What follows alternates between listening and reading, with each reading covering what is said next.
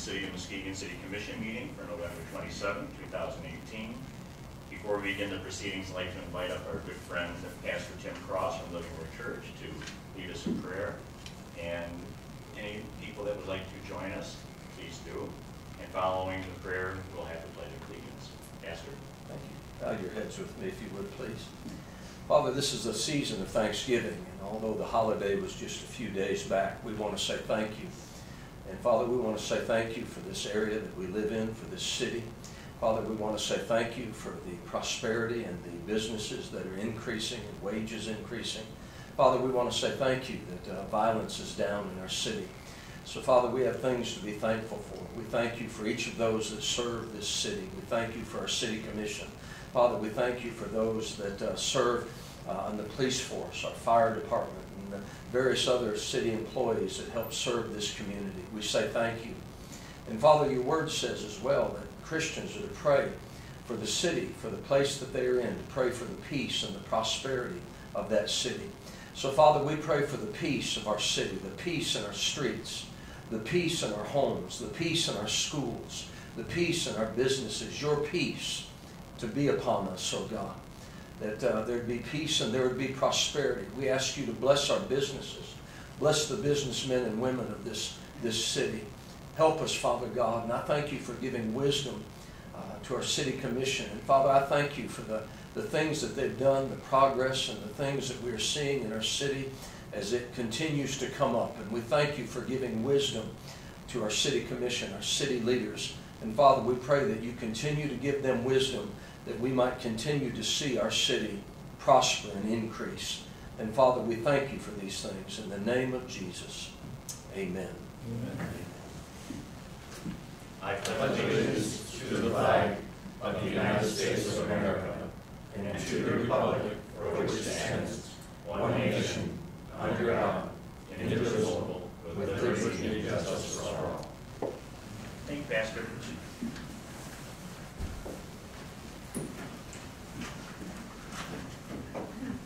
We have a roll call, please. Mayor Gowan. Here. Vice Mayor Hood. Absent. Commissioner Warren. Absent. Commissioner German. Here. Commissioner Pacifica. Here. Commissioner Turnquist. Here. Commissioner Johnson. Here.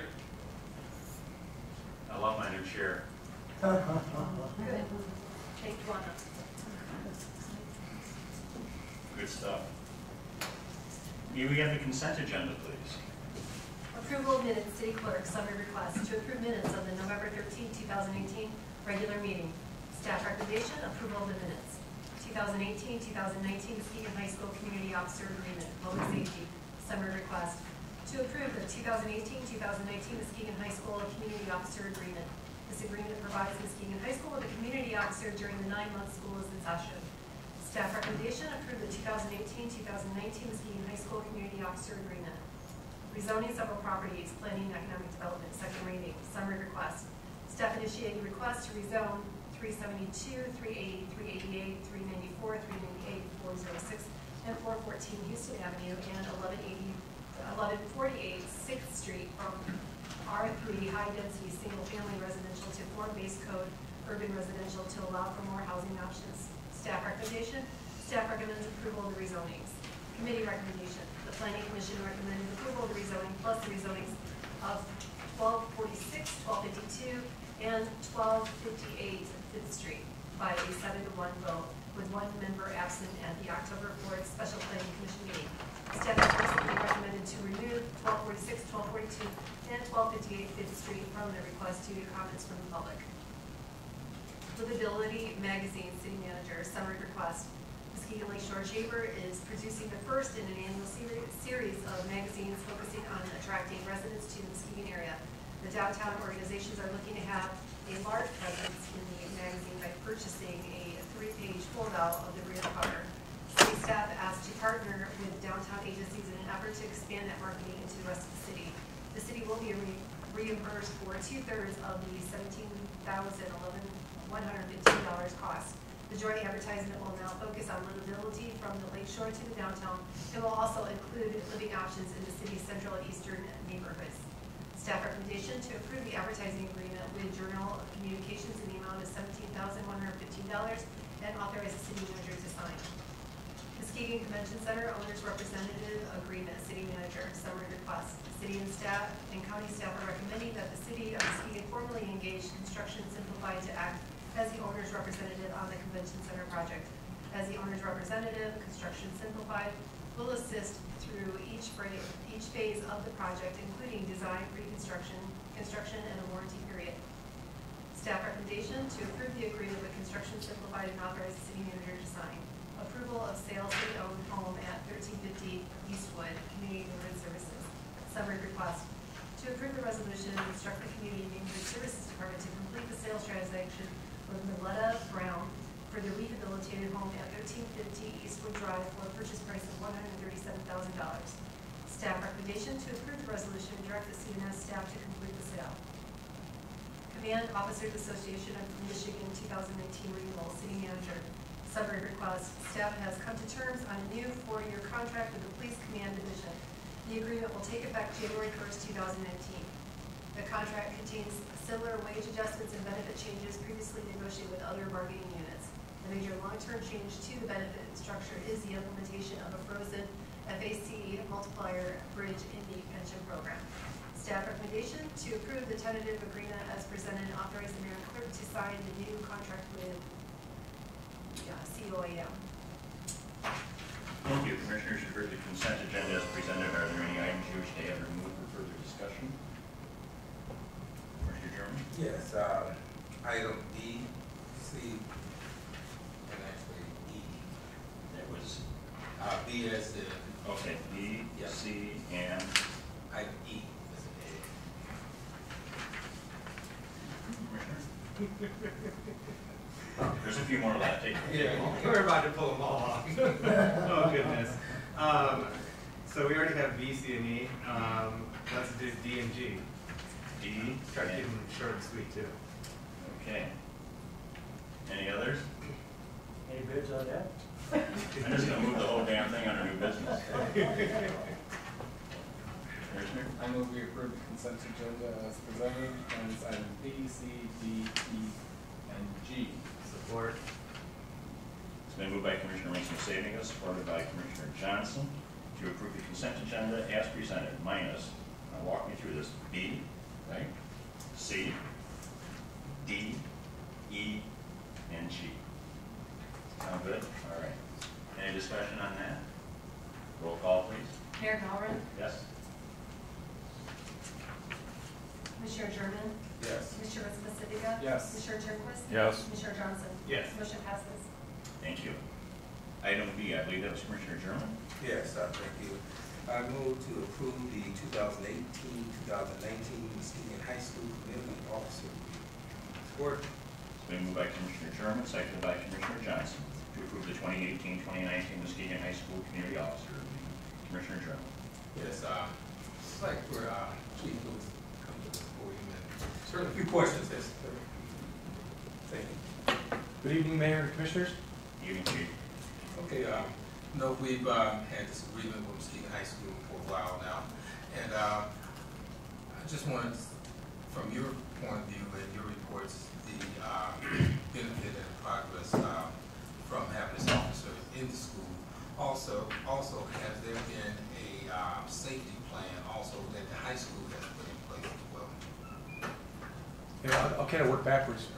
Yes, in fact, our school district has a safety plan in place, and right now they're participating in what we call the active shooter type training in school event. We have trainers here at the police department that's worked closely with the Muskegon schools, along with countywide. We're doing a countywide initiative on the safety plan in case there's what they call an active violent event.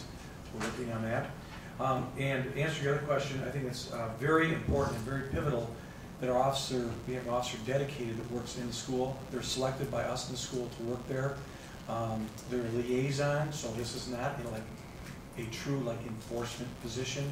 We do some enforcing in the school, but the person works more as a liaison between the school staff and the students to basically create a safe environment there, a peaceful environment, so the kids can learn in school. They're assigned to the high school, but we also, and you can see here the cost of the officer at the high school.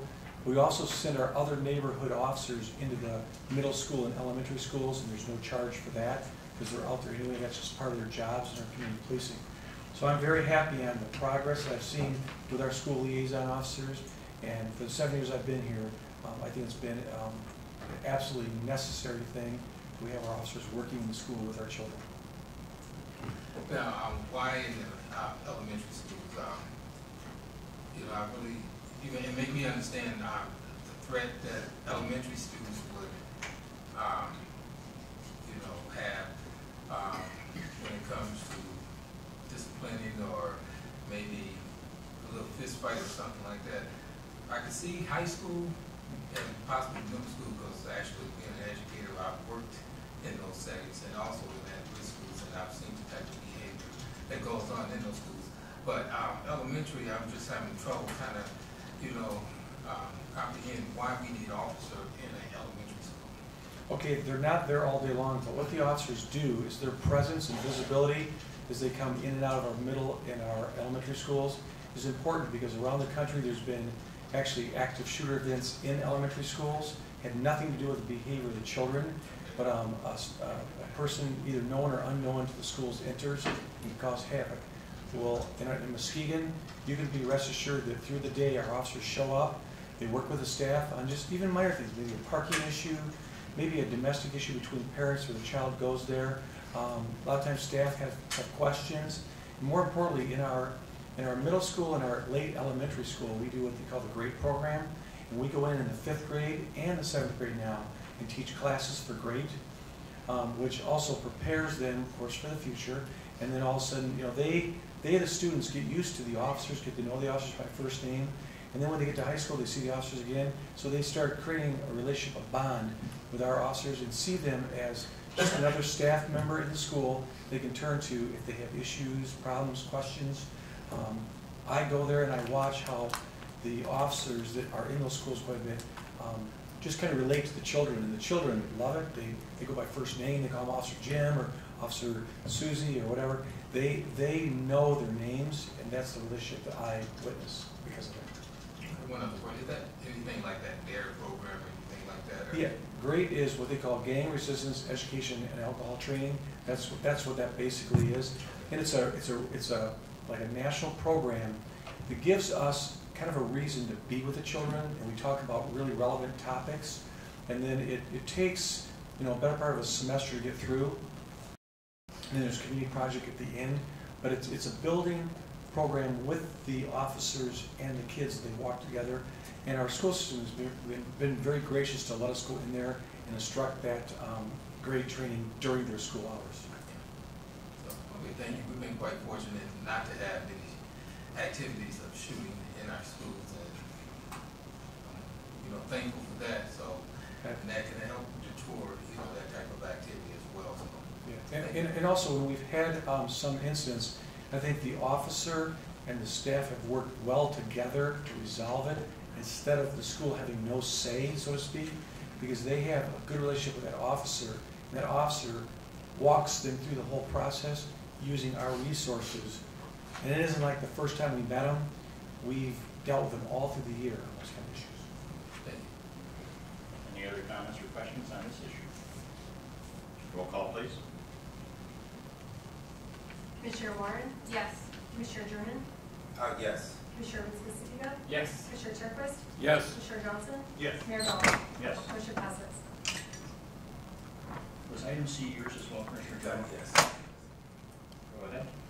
Okay, I move staff recommendation of approval of rezoning For planning and economic development. Second reading. Support. Been moved by Commissioner German, supported by Commissioner Muskegon to approve the rezonings as presented. Commissioner German? Okay, I know this item was on the agenda last meeting, and seeing that some of the properties have been removed due to the input of the citizens in that community, were they not? Did they not get input last time, or? They got tons of input with multiple meetings. Community Encompass actually withdrew their application to rezone those other properties because some of the backlash. Okay, now would that be the property right on Fifth on the corner where the park is at? Yeah. So the ones we're only asking now are just the ones on Houston and the one around the corner on 6th Street. And I guess that property that's on the corner, are they looking to expand that park or what? Has there been any conversation on possibly expanding the park? No, we haven't really talked about what we're gonna do with it yet. Whether we don't own the St. Joseph Park anyway, so if we did increase the size of the park, we would have to work out some type of arrangement with the owners of the park, or it's still possible we could put a single-family home there. So that's a private park, is it? Yeah, it's owned by the Catholic Church. Oh, the Catholic Church. Okay. All right, thank you. Any other questions on this second reading? Commissioner Turnquist? Yeah, this time around, there'll be private developers doing the houses, is that correct? Not the city? Yeah, so it's like 7 or 8 parcels asking to rezone. One of them has a project on it, and it's a community encompass. It's a private project. The city's not involved. And we did learn that they just recently got their funding for it as well. So this will be the last step. Make sure their fourplex goes up. Roll call, please. Commissioner German? Yes. Commissioner Pacifica? Yes. Commissioner Turnquist? Yes. Commissioner Johnson? Yes. Mayor Bowman? Yes. Commissioner Warren? Yes. Motion passes. Thank you. Item D was Commissioner Johnson. I move to approve the advertising agreement with Journal Communications in the amount of $17,115 and authorize the city manager to sign. Second. It's been moved by Commissioner Johnson, seconded by Commissioner German to approve the advertising agreement with Journal Communications in the amount of $17,115 and authorize the city manager to sign. Commissioner Johnson? Thank you, Mr. Mayor. Who was from the city manager? Is that able to speak on it? Are you? Somewhat, you know, familiar I with have this those request? questions, yeah. Couple things, or a few things. One of which is I see that the city will be reimbursed for 2/3 of the cost. How are we being reimbursed?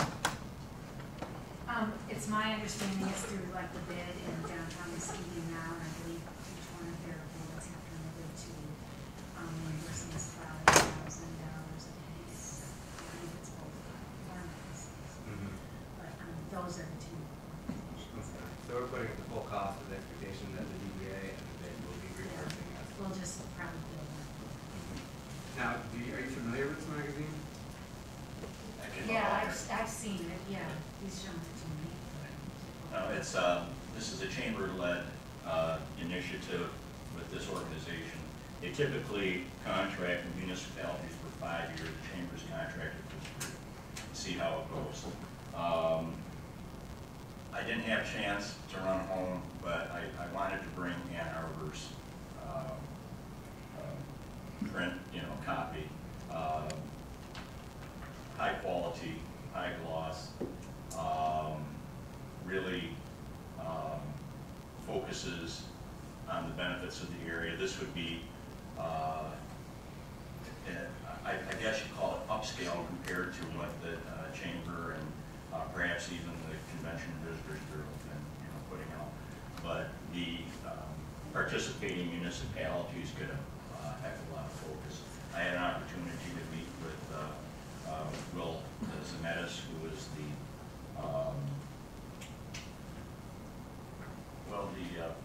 the representative or their executive in this region from Kentucky, on up into the Ohio River Valley and the Great Lakes, and it's an impressive publication, and again, it's an ongoing relationship with Livability. We may have seen some aspects of Livability online when they focus in on different aspects of, who has the nicest beaches or so on and so forth. But the chamber really sought them out, and they want to see how this 3-year relationship pans out and sees how this potential promotional push, aids us in showcasing our area, So the chamber is commissioning a Muskegon edition of this magazine, and we're being asked to sponsor advertisements within that publication. Well, basically, like our section, and I believe even a couple of our northern neighbors up on White Lake are also going to participate. So whatever covers your particular area and your product, our product meaning our town, our cultural amenities, our neighborhoods, our downtown, that'll really be showcased. I ran into Data Invader today, actually, so I wouldn't address it, but he did say something about that there's like 4 pages, and there's a page or two devoted to downtown, and a page devoted to Lakeside, and a page devoted to Beach and Bluffton. So I think our section is purely, focused on the city.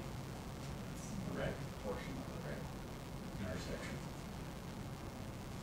And it's like editorial material about those areas, so attractions and photos.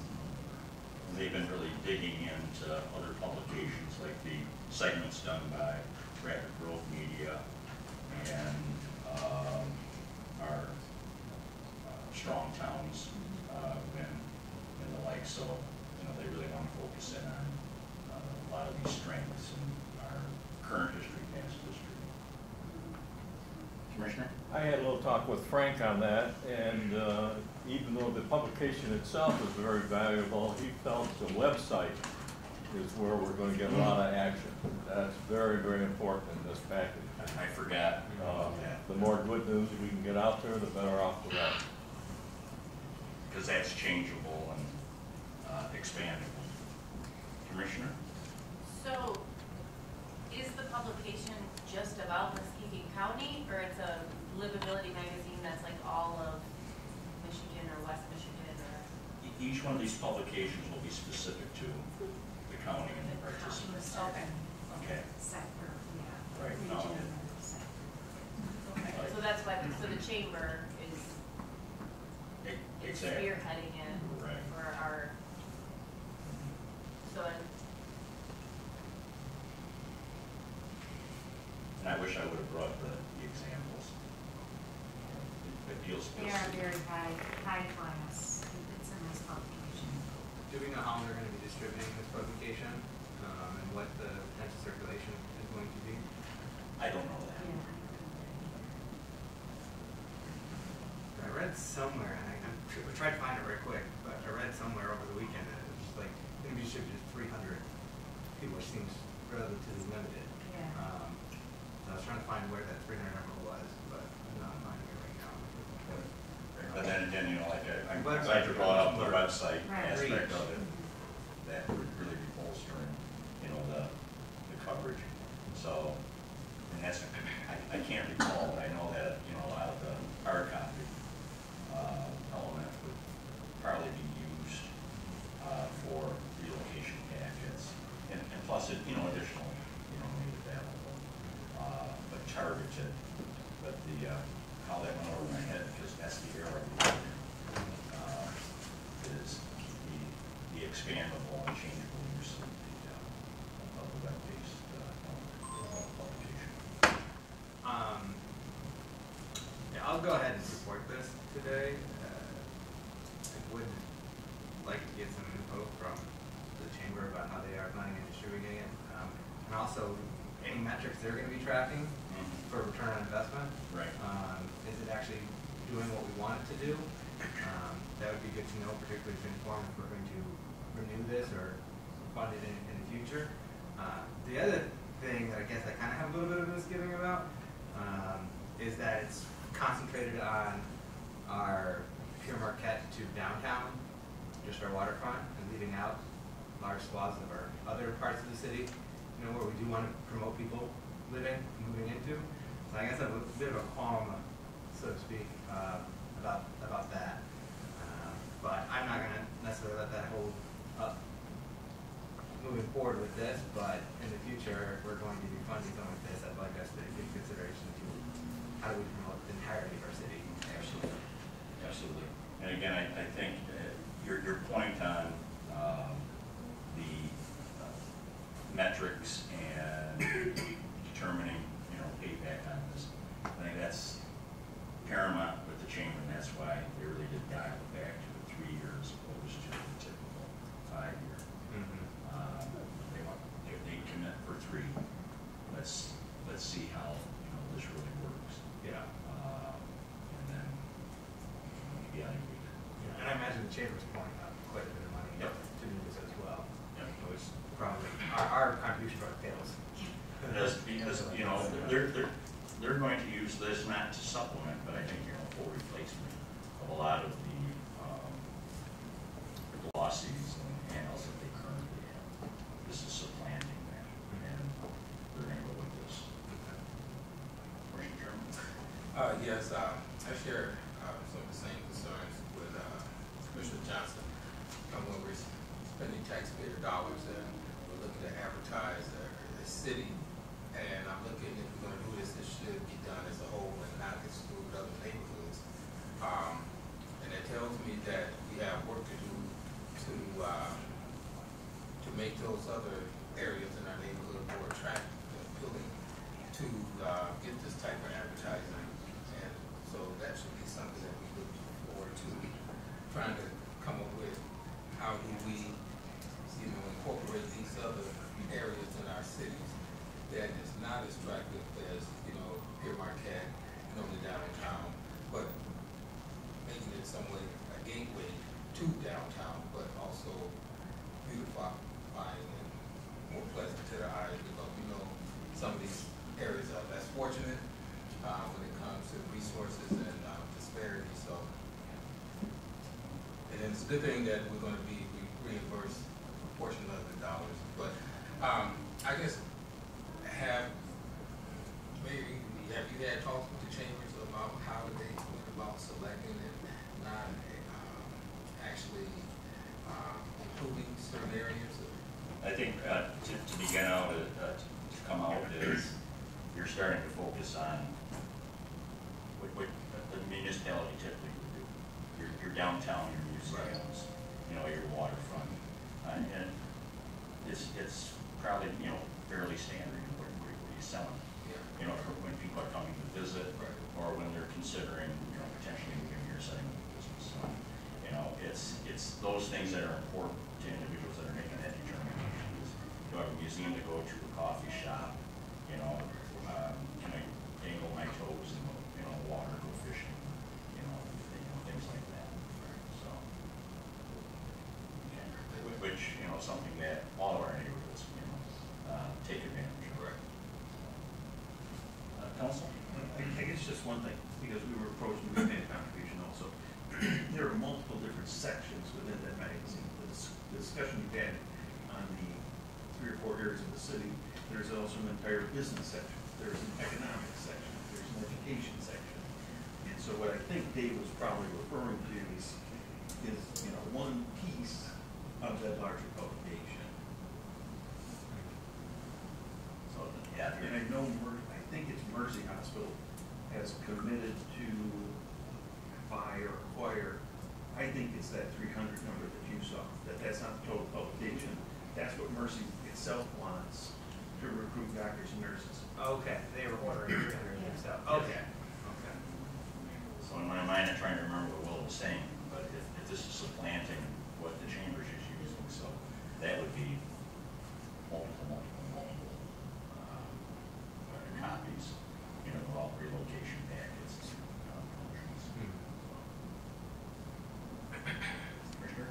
And it does say, at least in the summary of request, it talks about livability from the Lakeshore to the downtown, as well as central and eastern neighborhoods. So we'll have to see. Right.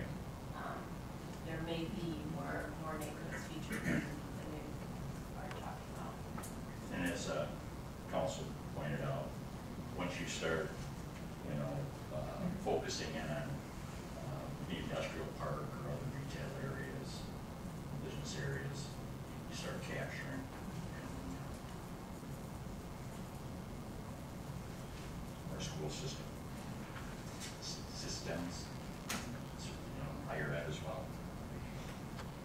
Anything else, commissioners? Roll call, please. Commissioner Ritz-Pacifica? Yes. Commissioner Turnquist? Yes. Commissioner Johnson? Yes. Mayor Galvin? Yes. Commissioner Warren? Yes. Commissioner German? Yes. Motion passes. Thank you.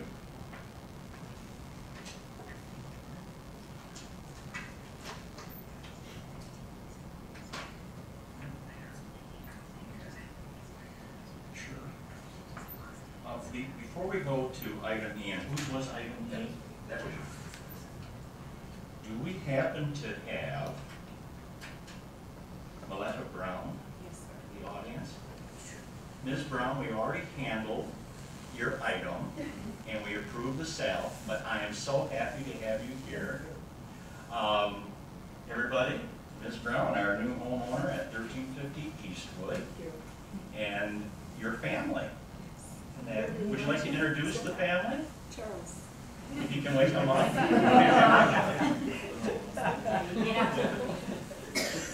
Excuse us. Well, to the board and to everybody else that's here, me and my family want to say thank you and appreciate you all.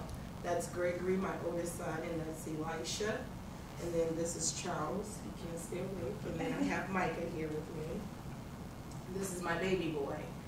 But we just wanted to say hello and we appreciate you all. Well, congratulations. May you be blessed with many years and a very happy home for you and your family. And looking forward to seeing you hang those curtains and put on the coffee. And congratulations.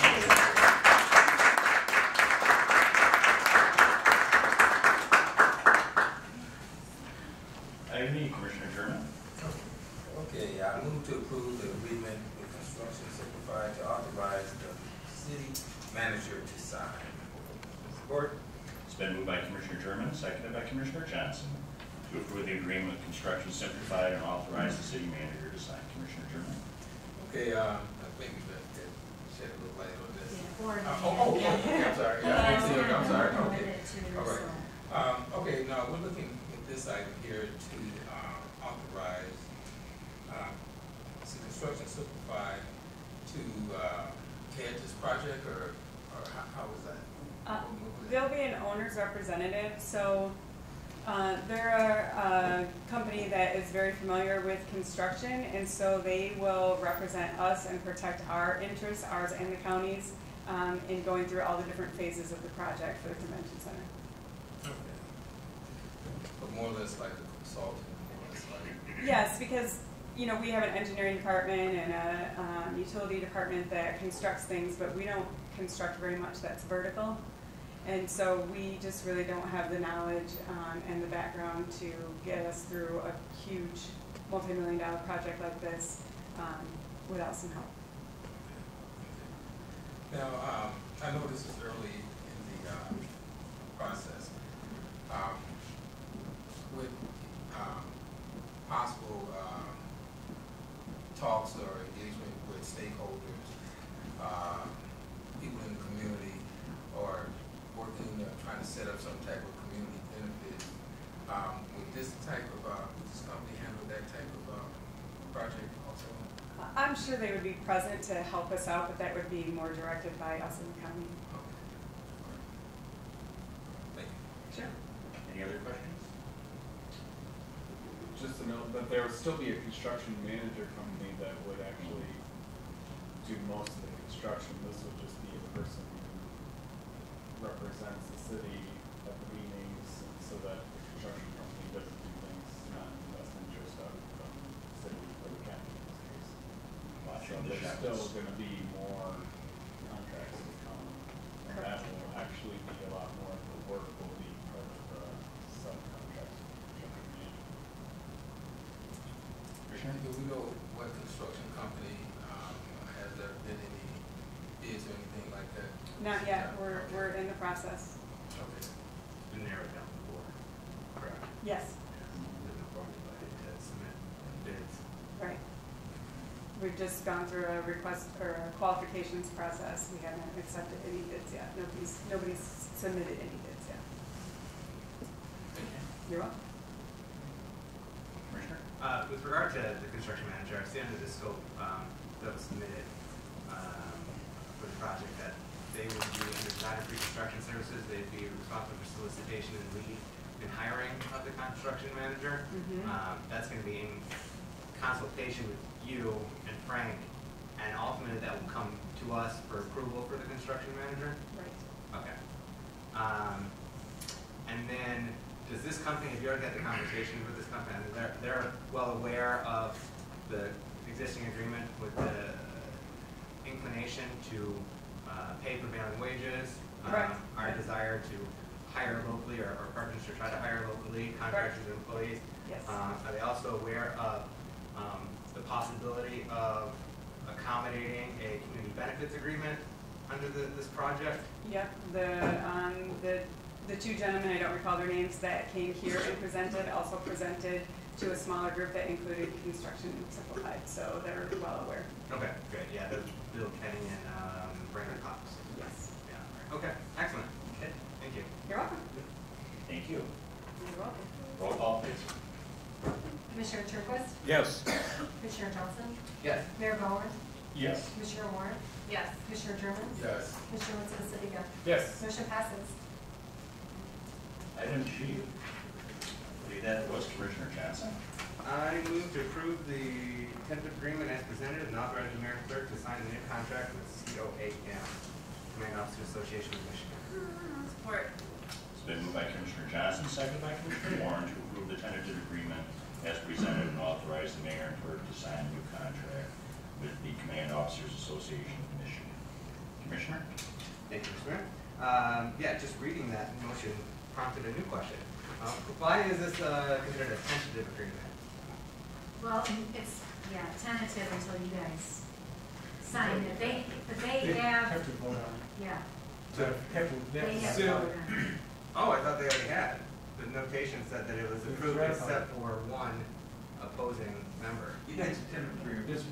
As the negotiations end, the document is prepared then with the bargaining parties signing off, tentative subject to ratification vote, subject to your vote. So until that's done, So the only tentative aspect is just that we've not you voted. don't have to. That's the only tentative aspect. Not expected is going to change after. Okay. It cannot change after. Okay. Gotcha. This is, if there's no, skip the technical. We vote, I sign. All right.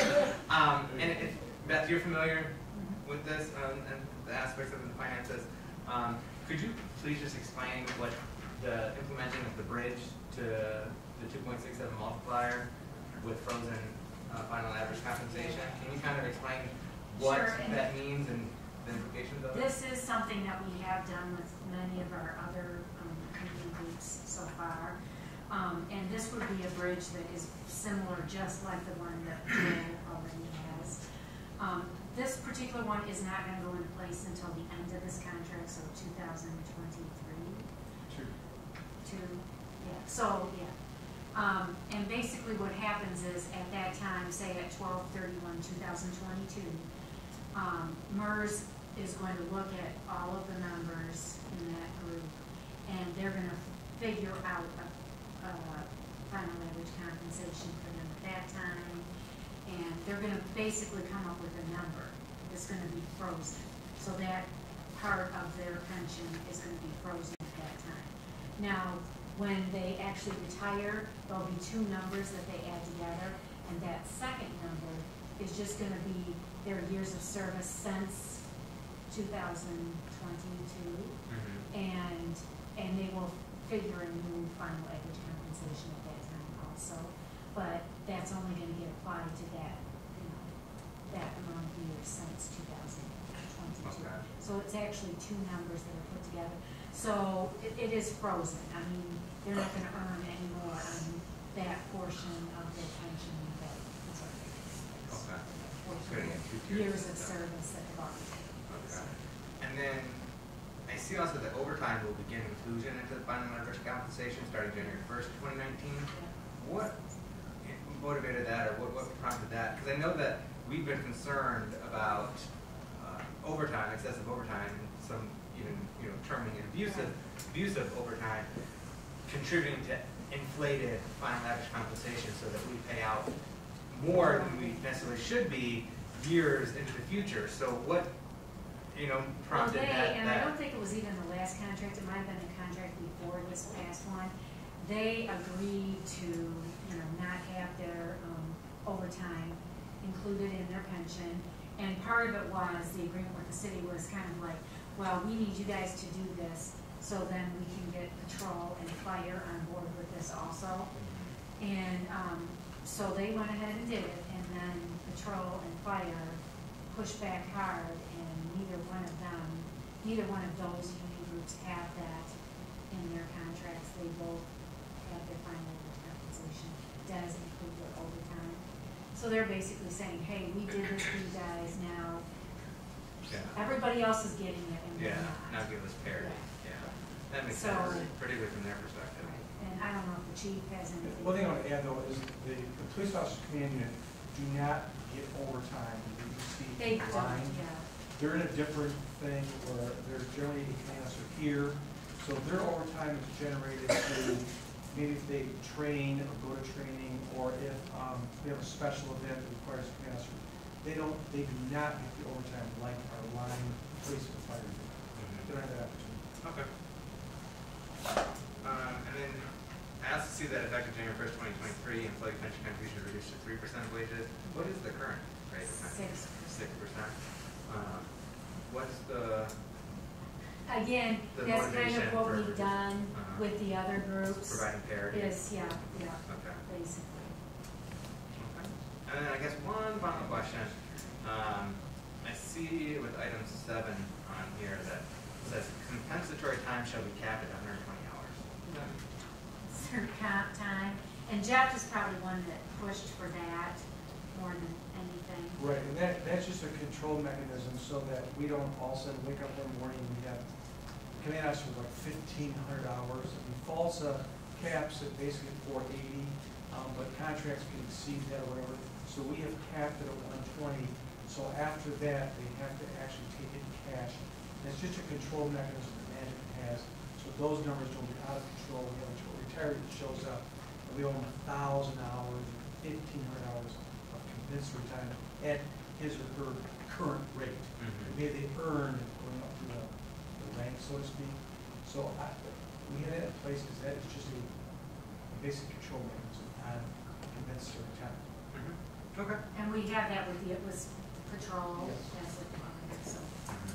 Okay. I do like parity. And union and contract labor negotiations can be really sensitive and delicate and time consuming. So I do appreciate staff for hammering this out and finding agreement. I mean, when you get the union or the command approving it really unanimously, say for one, I mean, that's a good sign. And staff's good with it, union's good with it, let's go. Roll call, please. Commissioner Johnson? Yes. Mayor Gowron? Yes. Commissioner Warren? Yes. Commissioner German? Yes. Commissioner Vincent-Pacifico? Yes. Commissioner Turnquist? Yes. Motion passes. Unfinished business. Parking restrictions. Parking December restrictions. 1st through March 1st. December 1st to March 1st, public safety. Summary request. The Director of Public Safety requests that the Commission approve the changes for Chapter 92, LO7, and LO9 of the ordinance regarding the seasonal parking plan, December 1st through March 1st. Where parking is currently allowed on one side of the street, only parking is allowed except between the hours of 2 a.m. and 6 a.m.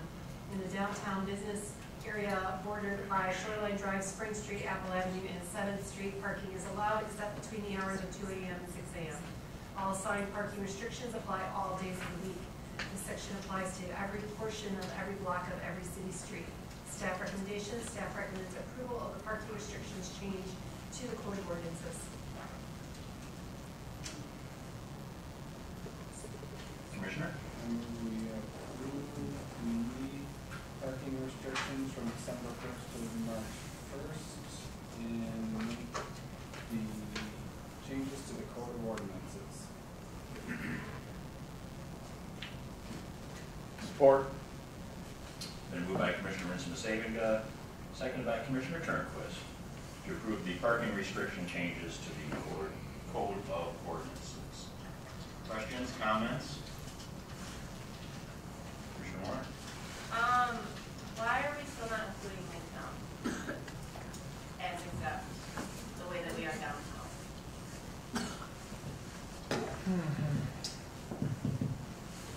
That is a good question, because we went through this like 4 or 5 times today, and I believe that was on there, and we could add that very easily, because there was that pipeline down 3rd Street, I believe down in Merrill, that was included.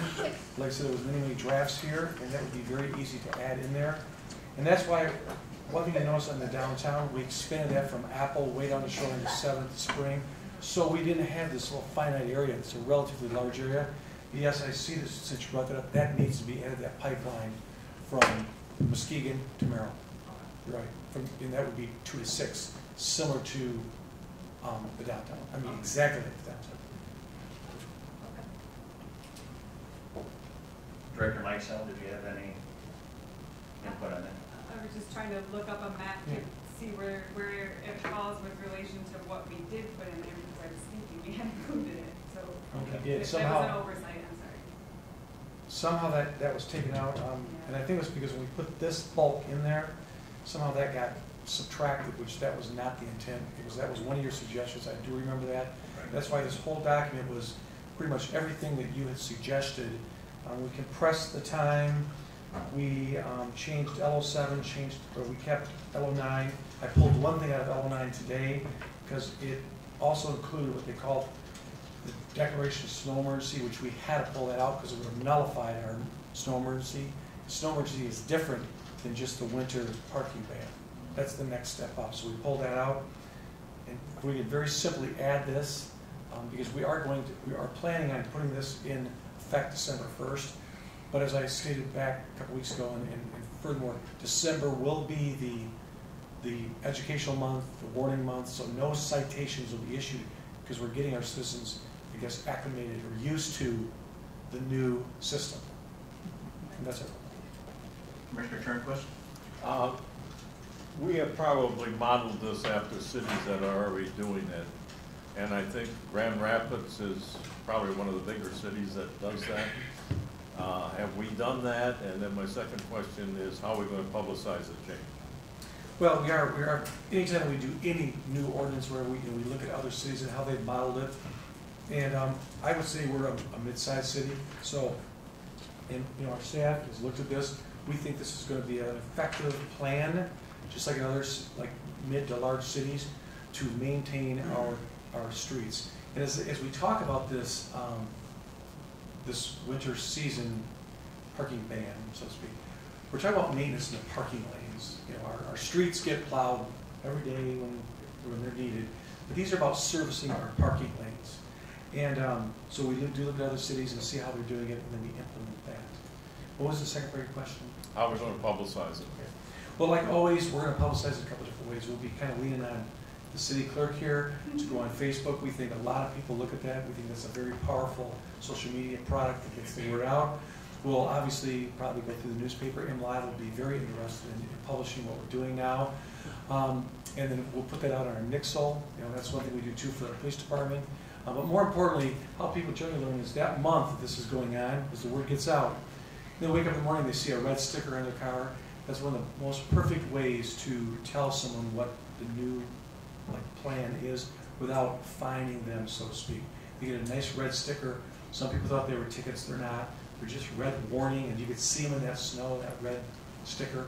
So it just helps them learn and be educated in what our new system is going to be. Well, okay. Excuse me. If I heard you correctly, you said no citations will be issued the month of December? The month of December, there'll be no citations issued. Like I said, we usually start at January 2nd. We're also going to be monitoring the month how it's going. Obviously, that could change because we want people to understand this and comply. This is not about writing tickets. This is about them understanding what we're trying to accomplish here. And we've made a couple of significant changes. The odd and even is significant. One thing I was going to mention before I answer your question, Commissioner, is the fact that we will no longer allow the terrace parking. That's one that we talked about from the commissioners. So retreating to the terrace is no longer an option. Retreating to the right side of the street is the option now. So terrace parking is prohibited, and that will probably be the hardest thing to get out of people's minds, is they can no longer park on the terrace to basically escape the plow. They have to retreat to either the odd or even side of the street, you know, based on the calendar. So obviously if it's December 1st, you're on the odd side. December 2nd, you're on the even side. And that walks that way through the entire month. But we still would have terrace parking for those streets that there's parking only on one side. No, terrace park, those is... So how do we accommodate those people that can only park on one side? Well, those are only basically for our downtown and the 3rd Street and a few other streets such as Houston. There's Peck. There's a couple of them, but there again, that's what the plan was. It's very difficult to write this and allow terrace parking someplace, not the other. It's very, very difficult to do that. So we do have some, I guess, some nuances around town. We have a few of these parking just on one side, and that will be an issue, but they could park in their spots all day except for 4 hours a day. Well, that's different than what had been communicated 2 weeks ago at our meeting.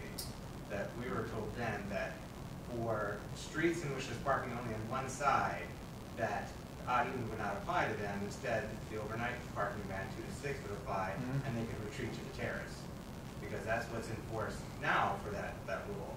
But you're saying no, that's not an option. They have no option to retreat to the terrace if they are on a street with parking only on one side.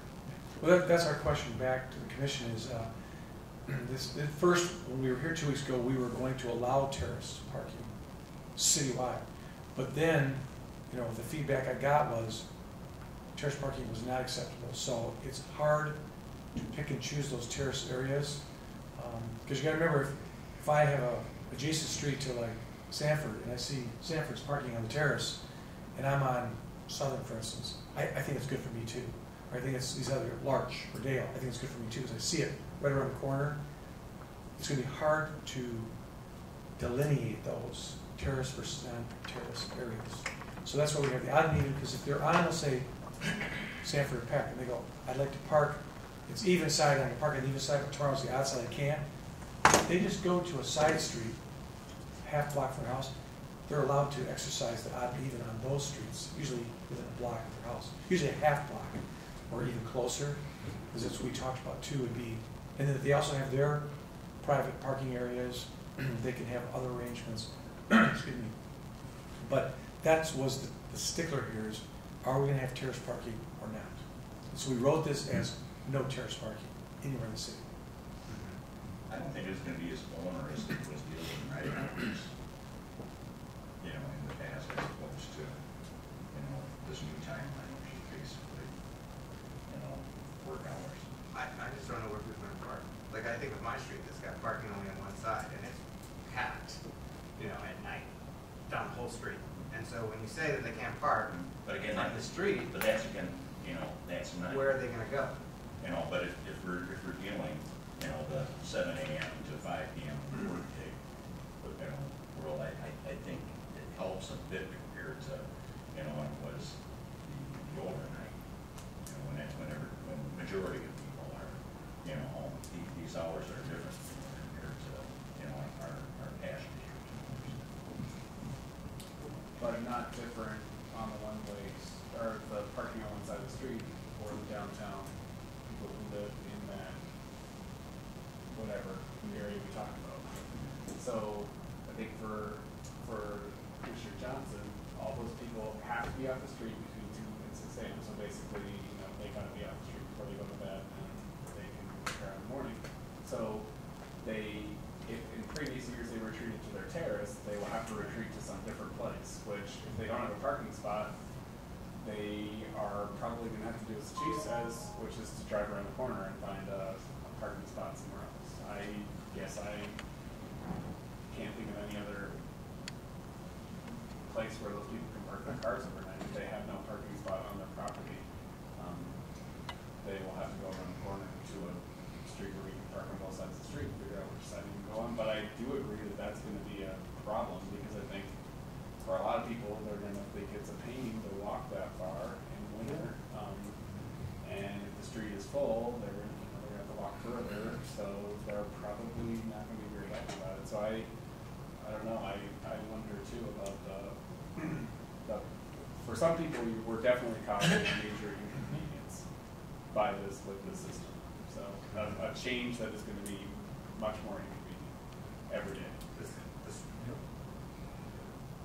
The stretch. I can see how if the ordinance is different for people that only have one side parking, where it's the 2 to 6 instead of the 7 to 5, that's already a difference to educate on, right? We're right, when we talked about this, when they're on that street with one side parking, it's a whole different animal for them. Because they have to remember the 2 to 6, where if you're just on a regular street, it's odd and even, and then you can park there pretty much, from 5P all the way to 7A, you're good to go. Right. But that one side parking is different. That's why when we first came here, back 2 weeks ago, we had left LO7 alone, and we had still allowed the parking on the terrace in addition. So even if you're on odd and even, you could get up on the terrace. So we know there'll be a learning curve on this. But we also talked about I guess, the negatives of trying to get up on the terrace when there's odd and even, because you come out and your car's parked in, because they're going to move to your side, and then they'd be calling us. So there were some issues with the odd and even allowing the terrace, because we're so ingrained in parking on the terrace here. That's going to probably be the hardest, I think, habit to break.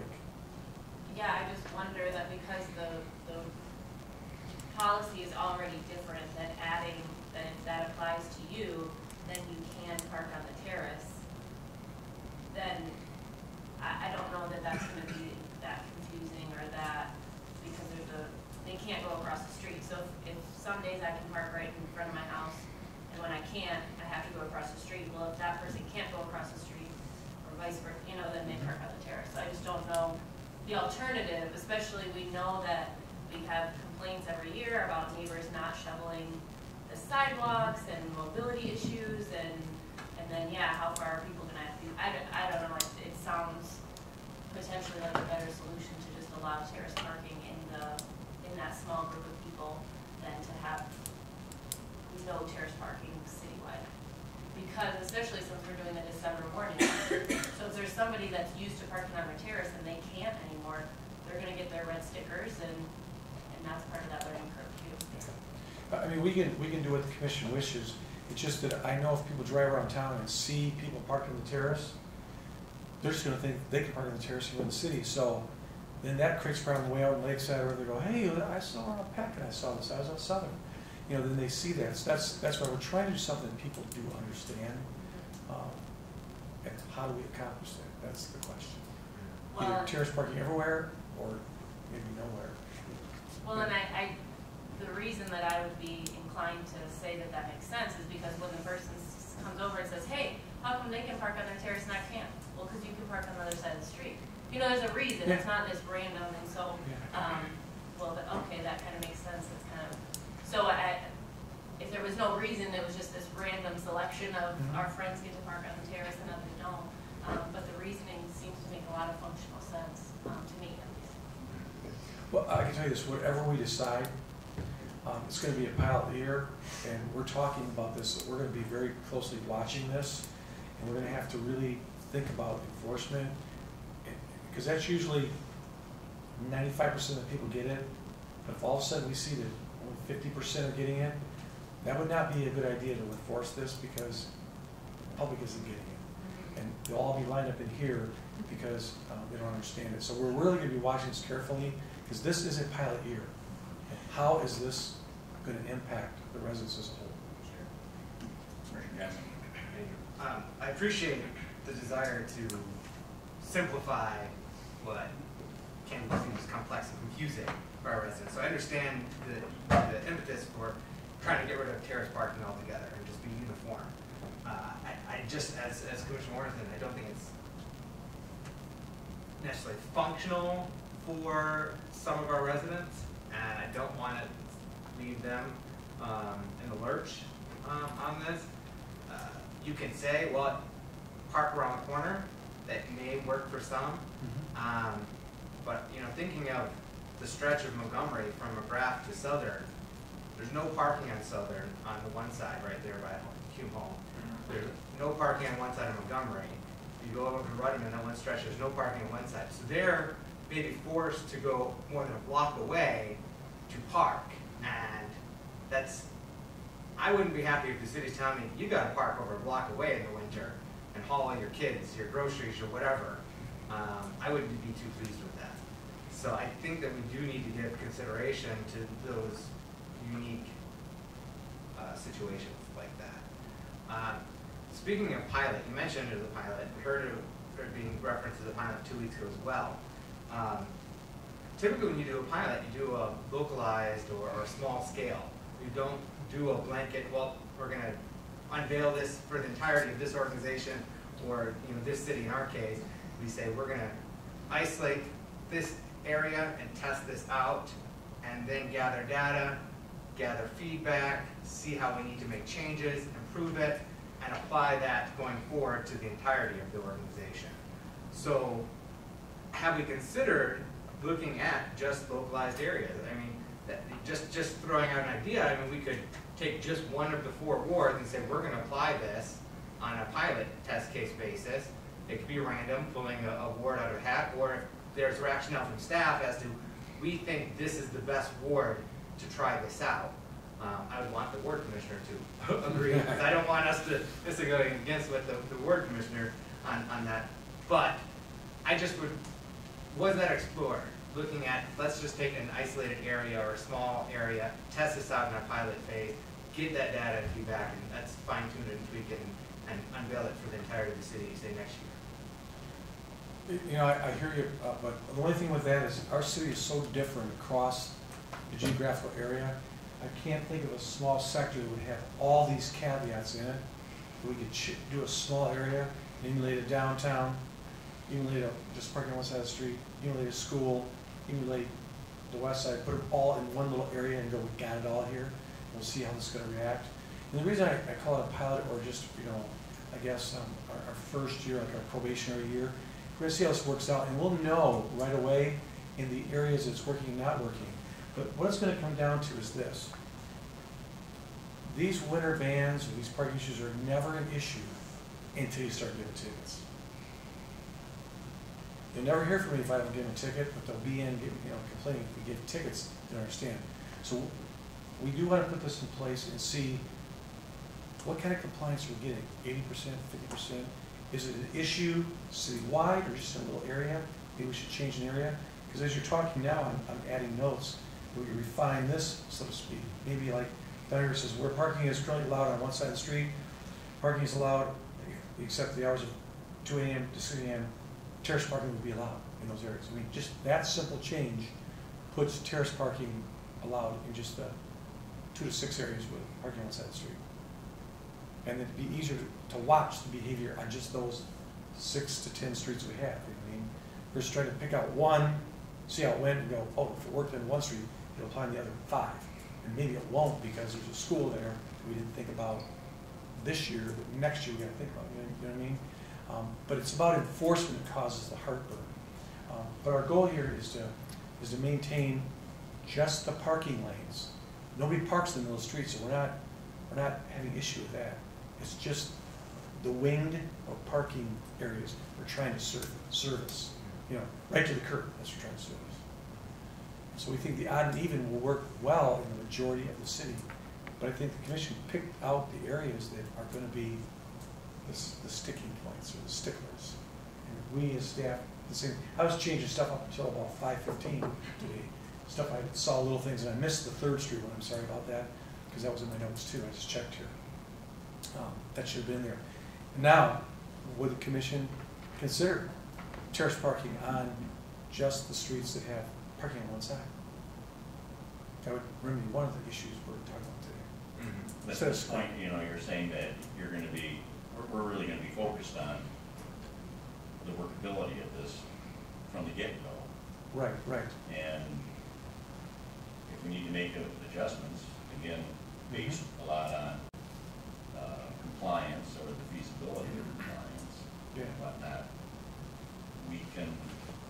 design it, you know, as, you know, feasible.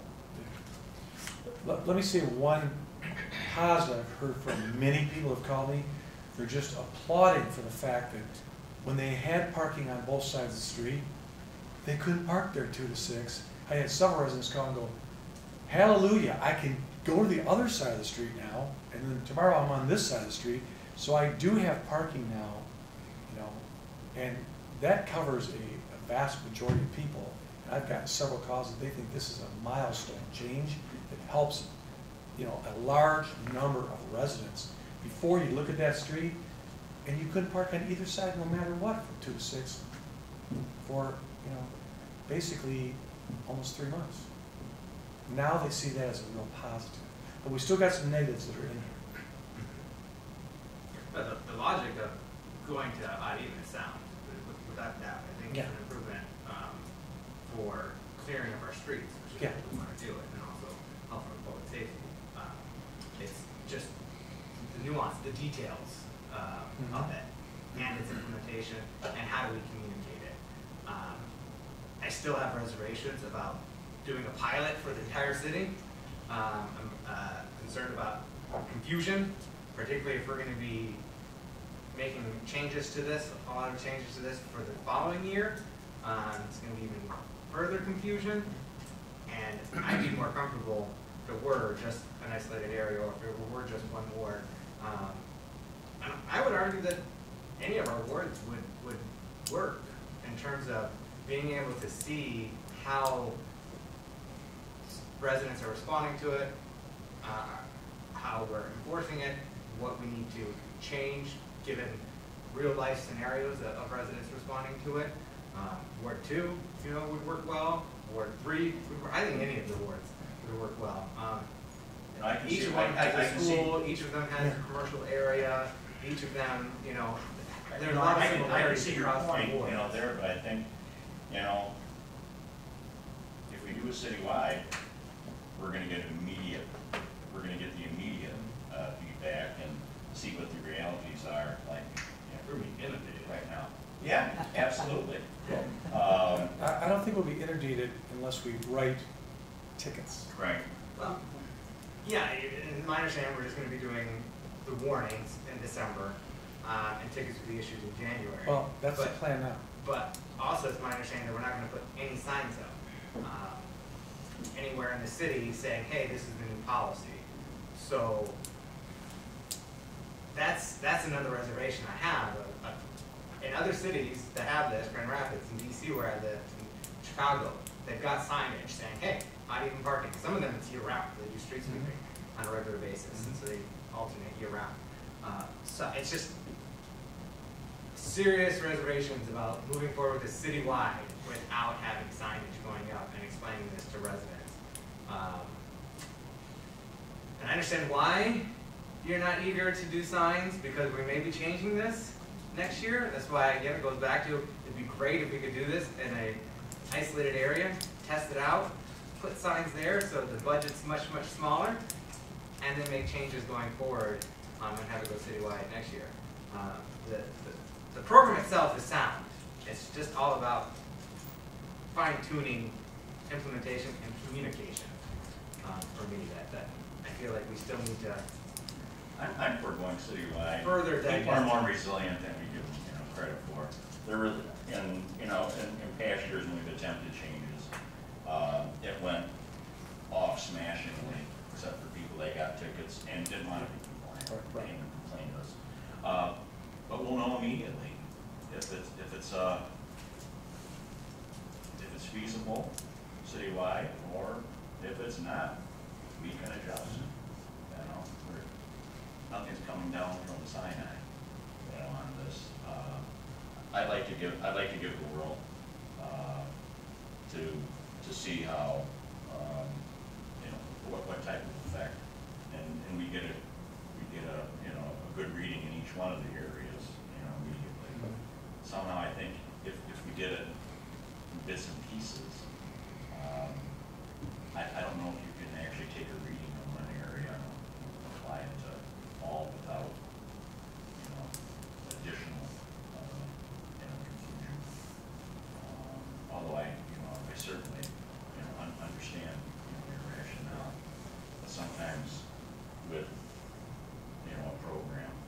let's see how, we're running those trucks, we've got our cops out, let's see how it you know, affects the city, because it's all a system. The entire, you know, scheduling of snow plows and everything else, and, you know, the cops on patrol, it all ties in. So I'd be willing to, you know, give it a try. It's not without some of those same hesitations that you have. But I'd be, you know, interested in seeing, okay, how, you know, how effectual, you know, is this or not. And I'll tell you, if like I said, we'd like to start this December 1st because that's right around the corner. I think it's Saturday. I will know, because our officers are pretty assertive in writing the red warnings. And we count those because we're trying to figure out, if we're writing a lot of warnings, not many people are getting it. So I will know very quickly in 2 weeks to 4 weeks where this program is. And we can always then extend the warning time. We can see that, let's say, everybody's pretty much got it. That will give me that will be the test, the litmus, that first month, what's going on citywide. That will tell us what we need to do, I believe. Because I've seen in the past where we write a lot of warnings and they start big in December, and by the time it's about New Year's Eve, they're going way down because they know the next week we start. So you see that learning curve, you know, as the warnings go down. But if we write, let's say, hundreds and hundreds of warnings in December, we're going to have to consider maybe keeping the education program going, the warnings going, and not to enforce until we feel the vast majority of residents understand what the new system is. That's my recommendation there. Commissioner Jeremy, did you have something? Yeah. I do share the concerns of parking, and also I have a question for the one-way, like you mentioned Peg Street and Sanford. Now, they would be able to park on one side, but not the opposite side of that one-way. Am I correct? No, the way this is written, they can only park on one side, but at 2 a.m. to 6 a.m., the way this is written, they'd have to leave. They wouldn't get the benefit of, maybe if it's the odd side of the street, so they park there that day, they wouldn't get that benefit. But that's what we're talking about now. Right. Do we allow that, or can they get up on the terrace, and so that you know, we can maintain that parking lane? What is the most prudent thing to do on those streets with just parking on one side? Because it sure gets confusing if I could park on the outside, for instance, but the next night, from 2 to 6, I got to go somewhere else. I mean, that started getting where you really got to start thinking, you know, what are you doing here? But I know it's important too that, you know, because I can hear, you know, some of the citizens now, you know, well, the streets aren't plowed, and you know, and if we do ward by ward, they want to say, well, you know, why they pick out ward to experiment with. So I think I'm open to, you know, taking your recommendation. I think that, you know, there's a lot of thought in the process, because, you know, this is not just you springing something on us, you sit down, you got some thought, you're going to implement a system. So I think, you know, going forward, there's that 1 month period where, you know, the citizens can be warned, you know, with those red stickers. They would probably, you know, join in and say, okay, hey, I know I can't park here, word spread, and I think, you know, tuning into our meetings, and then as someone mentioned about Facebook, getting the word out through social media. I know Grand Rapids, they, you know, have done this for years, and they've had it down back, so they had to start somewhere, and I guess that's where we're at right now. Mr. Turnquist? Yeah, I think that we need to go ahead and do it citywide. We have the promise that there's going to be leniency. We don't want any situations where we're harassing any homeowner or automobile owner or gentleman around the behind the, he'll enforce that right there for us, Brian will. And we can talk a lot about what's going to happen, but we really don't know what's going to happen until we do it. And I think we should go ahead and do it, but be very, very lenient with our citizens. Right, and our goal here is to maintain the parking areas. Because the lanes of traffic are no issue. DPW can run up and down those all day long. It is servicing the parking lanes. And I'm sure the Leanne's crew will let us know how it's going on from their side. And again, enforcement is the last thing that we want to do because that's what gets people upset. You know, when they're, like I said, they walked that block and they got mixed up and, you know, it was 5 to 11 and they thought it was an even day when actually in 5 minutes it's changing, you know, to odd even, and they get mixed up. And that's what's going to bother people. So we're going to have to watch that very carefully. If we have very, very low compliance, and we're writing a lot of red warnings, and they're having issues, we got to go back to the drawing board. You know? But we're going to try, like I said, radio, social media, MLive, Mixo, we have to get the message out there. Neighborhood groups, meetings. How about our sign at Farmers Market? We can put that message up there. That's red. Correct. The electronic boards.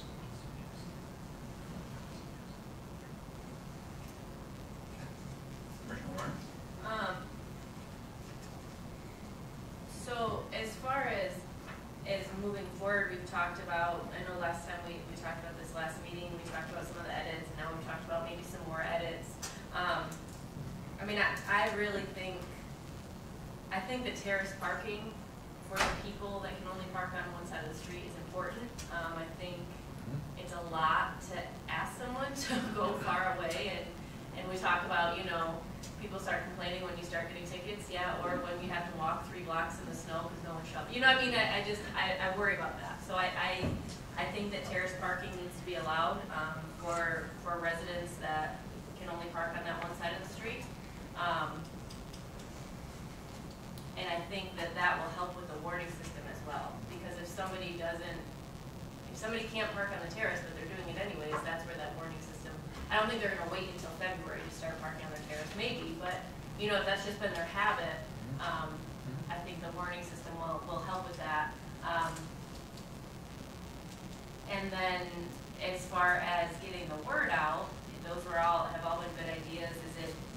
What does the cost look like to insert something into a water bill or insert something into something that goes out that people are actually going to get at their house?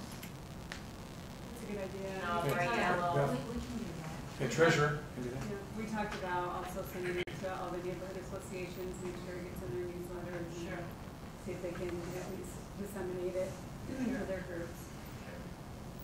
Commissioner Johnson, speaking of which, Yeah. Speaking of the neighborhood associations, was this brought up to NAM in any previous month? Because we kind of just got wind of it a couple weeks ago, because there was no, aside from years ago when we made changes and we had briefly contemplated uneven parking, there's been no discussion of it since, and it was brought to us. So we kind of just became aware of it just over 2 weeks ago. So has there been outreach with our neighborhood associations? Has there been dialogue? Like, hey, this is what staff's considering. What's your feedback? What are your suggestions? Was there any of that happened? No, because we as staff pretty much decided it came like a reality to us at the end of October. So we had a NAMS meeting that first Wednesday. So for us, this was just getting put in the oven. And so we didn't really have much time to start alerting people or getting feedback. We knew we had a winter ban in place the last several years. So we're basically tweaking it, but it's more than a tweak. It's probably a major change. I get that. So most residents, even now, they're in the winter parking ban mode. They're calling me, I'm on the terrace, I'm here. I'm like, well, okay, we haven't done anything yet, because we usually don't do anything until December 15th. This year we went December 1st, so we have the whole entire month, not 15 days of warning. We would have 30 days, a month of just, education, warning, so on and so forth. Yeah. But we gotta get past commission first. So. Yeah, you raise a good point, though, not to go on a tangent, but you raise a good point about our residents are already trying to comply with it by retreating to the terrace because they see snowfall and it's like, okay, let's get off the street so we can plow. Now, technically, they're in violation of our ordinance in that scenario right now because that doesn't come about till December 15th with the current ordinance. I would just encourage our officers to use some discretion there because the intent of the ordinance was get off the street to accommodate plows. it's just a matter of dates right now. Someone is seeing snowfall, or realizes there's going to be significant snowfall overnight. Hey, how would I do the good thing, be a good citizen, good neighbor, whatever? I'm going to get off the street so we can plow. And that's an area I would just hope that we maybe use some kind of discretion and say, I'm not going to ticket them, or maybe I will give them a warning, or... Well, I think that's what, the chief was alluding to this first month. It's going to be education. Oh, I'm talking about right now. Well, I'm not talking about when this yeah. goes into effect. Absolutely, because I had a resident reach out to me just today about he got off the street the night that we got the big snowfall, woke up to a ticket. And was like, I got off the street like we're supposed to, for plowing. So that's why I bring it up and connect with that. But no, absolutely, if we move forward with this, discretion and leniency throughout December, and I would say likely going into January, is critical. And so I do appreciate your suggestion that we kind of reevaluate. Do we need to extend leniency beyond? We don't meet. We're not meeting. We don't have a second meeting in December, do we? No. So we don't have an opportunity to evaluate it as a commission until January 8th. Which would probably be the best amount of time to really see how it's going. Yeah, no, I'm just wondering though, in terms of when to start enforcing. Maybe not enforcing January 2nd. Maybe waiting until we've had a chance to evaluate. You can report to the commission and decide, okay, does it make sense to extend this to the end of January? To extend it to January 15th? That's not even an issue. Commissioner, that's why I haven't told our staff anything yet. I don't want to meet with them and tell them anything until this commission has decided what to do. And we're giving you the recommendation, we support it, we'll make it happen. But yeah, I'm not going to tell my staff what to do anything until we know what the walking orders are. One suggestion, if we're going to keep the terrace parking as an option for those with only one, parking available on one side of the street, what about if we were to have the time to be the same? So there isn't this confusion of like, okay, I got no parking and only parking on one side, so that means between 2 and 6, I can't be on the street. What if we just said between 7 a.m. and 5 p.m. if you don't have parking available on both sides of the street, you just need to get off the street, and you need to retreat to the terrace if that's your only option. That way, if the time frame is the same, and there's not this confusion of 5 to 7, 7 to 5, 2 to 6, just have the uniform time frame. Now, I realize downtown would have to be treated differently. Yeah. That would have to have its own special rules, which basically say no overnight parking. We have that. We're going to add 3rd Street to that. Yeah. So it'll be this big square with a pipe. That's our downtown area. That's the 2 to 6. You know what you do is, like I said, the one side of the street, where you go like this, just like you said. You got parking on one side of the street, you can, it's the same hours for you, and if, let's say it's parking on the odd side, park there on the odd day. And then on the even day, you're on the terrace. I mean, and that's a little bit to think about, but at least they don't sit there on the odd and even, they gotta get up the terrace and the street just sits there. I mean, our staff, the police and DPW will know it's an even day. If it's an even day on the one side of the street, just leave the cars alone. I mean, it's the even day. And if it's the odd day, they just get up on the terrace. I mean, it'll take a little bit of learning curve, but we're here because we want her staff to have an easier time trying to maintain the streets curb to curb. That's what it's I just wanted to interject that part of the reason that we set up the streets where you can currently only park on one side differently is because a number of those are near the high school. And we know that we need people to be able to park on the street during the day, whether it's the odd side or the even side. So that's part of the reason that those streets were treated differently and set up with the 2 to 6. So I mean, we can certainly talk about another way to do it. We just need to be cognizant of school parking. And since you brought that up, I went to all the schools and looked, and like Harding Ave is another one where it's school parking on both sides of the street. And I basically was going to tell the officers, from Bunker School up to McCracken, just leave them alone. Because they're gonna park there for the school, forget the odd and even in that little section. We're gonna have to do some of these caveats, so I'm not gonna sit there and have people dropping their kids off, only can be in the odd or even, because they're not even from here, they won't know. So we've already had a few plans in some areas, like at Harding Ave, this would not apply. We just have to like tell the officers that, you know what I mean? Right, and I guess to me, I look at it as not parking if we're just picking up the kids. They're not there for hours. Yeah. Right. But that's a really good point, because on Peck, a lot of the students, well, now they've got a big parking lot available for them, they didn't have that there. But, we had to park over on Peck or elsewhere, and so, yeah, if we have that ban during the day, you wouldn't be able to park on Peck anymore, so that's a A good lot of point the of streets, concern. a lot of the streets over there are parking on one side only. We didn't park, we walked. 3 miles uphill, 3 miles. Yeah, in the driving rain. It was driving rain. Commissioner Turnbull? You know, we gotta do something, we can talk all night long. Why don't we approve the recommendation coming from Jeff, but add Commissioner Warren's concern, and I think it's a good one, in areas where there's only parking on one side of the street to allow terrace parking. That's a start for us. I agree with that. And the Third Street addition. Yeah. Which, I also want to talk about that, because, where any other, because when we talked about this 2 weeks ago, it wasn't just about Midtown, so with other potential commercial areas that could be negatively impacted by this, and having a carve out or exemption for them as well. Obviously, Lakeside's not one of them, but, because there's already only parking on one side within the Lakeside Business District. But did staff look at other commercial areas, where it makes sense to give them an exemption? I'm gonna say yes, because I drove around for quite a while looking at this. That's why I expanded the footprint for downtown. We had just that little pipeline on West Western.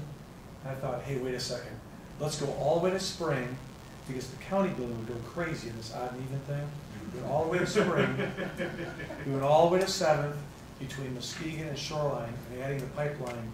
That covers a large area, even a residential area. But most of those people on Webster, Muskegon, that I can see have driveways, alleys, garages, and all that stuff, and they don't park on the street that much anyways, down through there. And there again, we're gonna have to also, through this process for the next month or so, see what the problems are. Because I'm telling you, the problems are gonna pop up right away in front of us, and then we'll be able to have a better, instead of an educated guess, we will know what's wrong by about mid-December to late December. I'll know. So when I come back to you January 8th, I'm gonna tell you that's probably wrong. Have we already conferred, because you mentioned, Commissioner Turnquist had asked, if you modeled it after other municipalities such as GR, he said they looked at it. So, have you conferred with GR and said, hey, you guys have this policy in place for a few decades, at least 20 years, you know, what challenges are you facing with its implementation even today? You know, what are obstacles or what are issues so that we can get ahead of them ourselves as we're moving forward with this ordinance, or work to overcome the challenges that they're facing? I know Doug Sales contacted Kevin Santos, because that's where he went, was Grand Rapids. I don't now off the top of my head remember a lot of that feedback. One of the things I do remember is different about Grand Rapids is that they have 3 shifts, so they're plowing all night long, which is a little different from what we're doing. So That's why we tweaked our hours, yeah, like we did. right. The principal offers the actual operation. Yeah, someone said, mentioned Chicago, maybe someone on Facebook, that in Chicago, they alternate even during the same day. Oh, That'd be sure. really confusing, because that way, you park on one side during the day and the other side at night, so that the plows can get both sides Would you at the stop same day. confusing the damn? I was like, Yeah. but we can't manage that. We can't manage We need that. that. We're not that big. So, moving forward with this, I love the idea of getting in the water bill as a way to communicate. Social media, newspaper, we got Muskegon Times now, which is another great addition for media coverage. Getting it out to MAM, us getting it out to all of our friends, family, neighbors, community events that we're going to, getting that word out. Being lenient, discretion, reevaluate in early January, see where we're going with that. The one thing that I would suggest, and even considering keeping ears open and eyes open and mind open for other potential commercial areas that need to be exempted. The one thing that I would suggest is tweaking the time frame. And I know just 2 weeks ago I mentioned December through March, meteorological winter. And I appreciate you guys have taken all of the input that we gave 2 weeks ago and incorporating that into the ordinance. But I'm wondering, because Grand Rapids does November. It starts with November, and November is their grace period, where they're just giving warnings, they're not enforcing. And so that way, by the time December comes, when snow is more frequently flying, people are already acclimated, at least reacclimated from the previous year. So I think it would be sensible, I mean, this is our expectation of having an ordinance going forward, and, you know, like in perpetuity, or at least that's the plan, if we don't adopt the same approach in that it's effective November 1st, but there's a grace period for that month, and then it's enforced December through March. I think that would be a better approach to getting our citizens reacclimated and reminded every year that this is how we're doing it, rather than in December, where enforcement or compliance may be a bit lackadaisical and we're facing the same issues with snow plowing. We got wacky weather here in Michigan. And Commissioner, that's your point. No matter when we start this, you know what starts the winter season, parking man? The snow. When this snow hit early, people just went. That in their minds started it, not us with our date. And that way, if we start in November, so then all month in November, it's sunny and warm and everything really nice, I'm giving all these warnings, and you're like, what the heck, there's no snow, what are you doing? I mean, it's when that snow hits, that's when everybody goes, that's right, I gotta go park on the terrace. That's what happened to your constituent. That snow hit, and they went, winter parking ban, I know what to do, right? But unfortunately, it wasn't in season yet, or, hadn't been invoked for implements. I don't think people would be whatever you wish. I mean, offended if they received a notice in November saying, I mean, this November it's over, so it's not applicable to this year. But I don't think people would be offended if they're like, oh, hey, a reminder, hey, this is going to be enforced December 1st, so comply by that. I think we keep it simple and keep it with December, just in my mind. You know, it's become part of it for us. But I'm flexible. Well, I would agree. I think that people are inconvenienced. You know, people would prefer the way that it is in the summer. I think. Well, because I think people are parking on the streets. They're allowed to near their house. That behavior is changing during this period. I mean, it changes for me. I prefer. I'm always very glad when summer comes. I'm very annoyed when I start parking in the different spot. So I personally don't want to extend it, especially when the weather's not bad. It is truly annoying to park in a spot where, and when I forget, I get a ticket or a notice or something like that. So I prefer to keep it as short as possible. Counselor, you had an observation. Well, procedurally, set aside the substance, procedurally, you're going to want to adopt a motion to amend the motion, whether you want to have 3 motions to amend, one covering the terrace, one covering 3rd Street, Merrill to Muskegon, and I'm going to suggest your downtown business has to change deleting Apple Avenue, making that Muskegon Avenue also, for 2 reasons. One, if you keep it Apple Avenue, the description never closes, and 2, I don't think there's any parking on either side of Apple Avenue between the Spring and 1st. You're really talking about Muskegon. Now, whether you're going to handle those in 3 separate motions to amend and then the underlying motion, or do it all in one, I don't care. But you're going to need to do that so that it can be redrafted so that it's correct when it comes back to you in 2 weeks.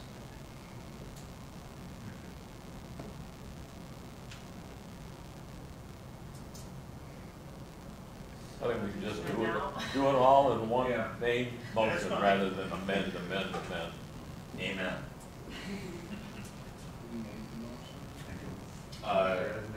Who made the original motion? You did. Yeah, you did. You did. I thought I seconded it personally, but so am I the one who would need to amend? No, anyone. Oh, okay, well, anyways, we did it. I would like to amend my motion to address the three concerns that Attorney Schreier brought up related to the terrace, what's the second one? The second one is Third Street from Merrill to Third Muskegon. Street from Merrill to Muskegon, and The third one is in the downtown business area, that it's Shoreline, Spring Street, Muskegon Avenue, and 7th Street. Support. Chief? I do have one question though. We do Muskegon, and the county building is outside it. Yeah. That one block, they're gonna have to do we were trying to grab the county building and bring the whole in Spring Street into this and not exclude it. If we go down Muskegon Avenue, doesn't that exclude? It excludes that whole very busy block that they park on, Walton, Spring, and all those streets they park on. And then they'd be going, alternating back and forth, and they'd be, well, no, they could park there except for 2 to 6, correct? Right. No, because they'd be outside the downtown area. They'd be subject to the odd and even. So they, well, And those are all visitors. Like Walton, So was your, Just keep Apple Avenue then mentioned? well, it'd be Muskegon, no, Apple, Spring Spring. to Apple to Muskegon, but yeah. Apple doesn't come past First Street. You gotta get past First. Yeah, Right. yeah. Yeah. You go Shoreline to Spring to Apple to Muskegon to 7. Apple, Shoreline. Apple First to Muskegon. Right. Yeah, that was Because there's a short. lot of Apple goes up to, You know, it bends into Turn to Muskegon. Muskegon. Yeah, that little section is first. Right. That real small, Is there any parking on that? No. no, there's not. That's why we're trying to get the Apple, the Muskegon, 7th, and include the courthouse and all those Okay. little businesses down there. We really wanted it because it'd be the odd and even, and I think that they should be part of our downtown. If you look, and also they park on Terrace, they'd be outside it. Walton here would be outside it, because you go down Muskegon, you're excluding a small section over here. We're trying to include them. Well, but I'm assuming you're gonna count Terrace as a parking on both sides of the street. Well, that'd be just, you just could park there 2 to 6, that's all, because it's all down, all a Terrace from Okay. Shoreline up to Okay. Apple would be, Okay. So we don't need, You still have to amend. yeah. yeah. We gotta You amend. have to redraft, revise that draft. gotcha, all right. So everybody clear on that then? Commissioner? So procedurally then, Got a this will be motion to amend? presented again. Yes, it's gonna have to come back to you regardless. Oh, right. But we're still saying, so then are we still saying that it is taking effect December 1st, even No. though it's not official? No, I think it'll be around December 12th. 21. It'll be 10 days after. After publication. Oh, yeah. Yeah. So that warning period, we'll be giving warnings, or will we not even be? Well, I was gonna talk to Mr. Schreier about that, if we could just start educating people come December 1st with our warnings, we're not doing anything, just telling them, But no tickets. no tickets, we're just advising, we won't take another Terrace. You know, we'll just start this, the educational process, and then it will go into effect, December, what, 20th then? Answer better when you think your effective date would be. It usually takes us a week to get it in the newspaper, and then it's 10 days after that, so it's gonna January It's gonna be like the end of December. very close, yeah. Christmas. But we'll be doing our educational piece and talking about that. Gives us additional time for all that other management stuff. So what's your expectation for enforcement then? Like, so we're giving them notices and warnings throughout December, through New Year's, at least that's what we've done in previous years for our current system. Give them Right. warnings through, end of year, and then January 2nd it's enforced. Right. Since we're reassessing and reevaluating, do we want it to continue that grace period? Do you want to go with January 15th as the tentative expectation that enforcement is going to start, so that we can review, you can report back to the commission on January 8th, or like, what are your thoughts? I think, I think we should hold off till, let's say, January 15th, at warnings, and I'll come to you on the 8th, we'll know what's going on, I have time to make the adjustments, because we will know, our goal here is street maintenance. If everything's going fine, we don't need to write a bunch of tickets, well, because everything's going fine, people are complying, we'll know. I just don't know now, but I don't think that writing tickets is gonna solve this. I think education, the warnings, and us getting a plan out there and making it well known what the changes are is gonna be our biggest thing. And the last but not least, we should think about enforcement, because that's what will get people upset. Like Commissioner said here is, getting a ticket, coming out in the morning, you got a ticket, and that's what fires people up. Because they thought they did the right thing, and they did not.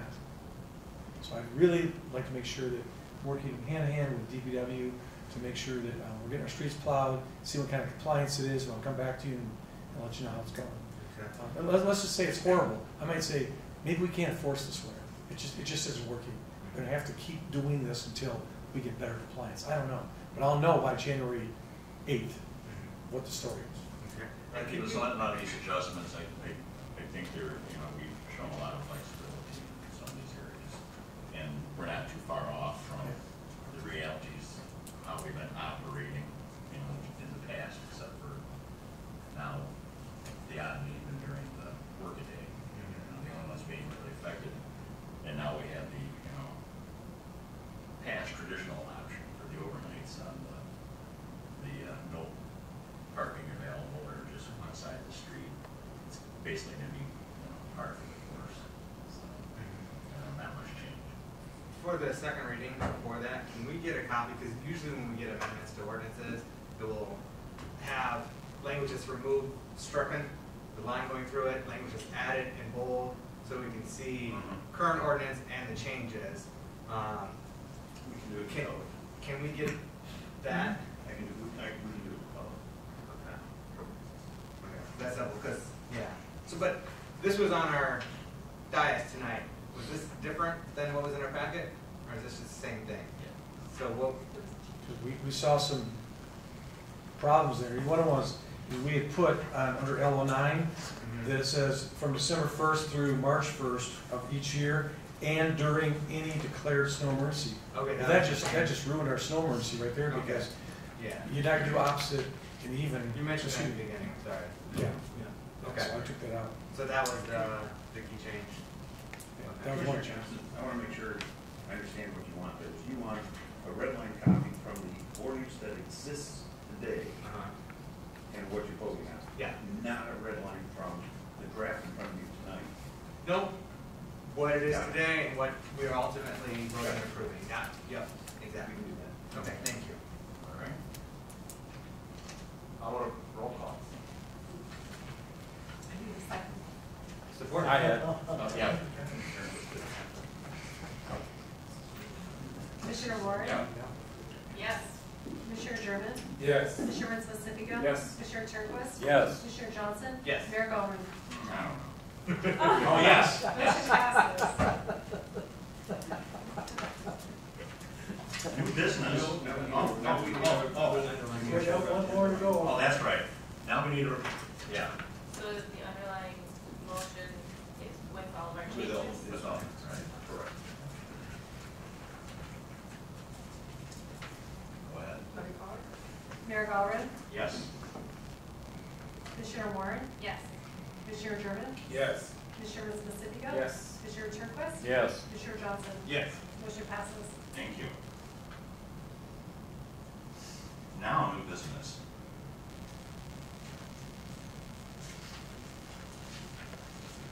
Concurrence with the Housing Board of Appeals notice in order to demolish public safety, 561 Catherine Avenue, garage only, 1874 Main Street. Summary request. This is to request that the City Commission concur with the findings of the Housing Board of Appeals that the structures are unsafe, substandard, a public nuisance, and that they be demolished within 30 days or infraction tickets may be issued. It is further requested that administration be directed to obtain bids for the demolition of the structures and that the mayor and city clerk be authorized and directed to execute contracts for demolition with the lowest responsible bidder, or staff may issue infraction tickets to the owner, agent, or responsible party if they do not demolish the structure. Staff recommendation to concur with the Housing Board of Appeals decision to demolish. Thank you.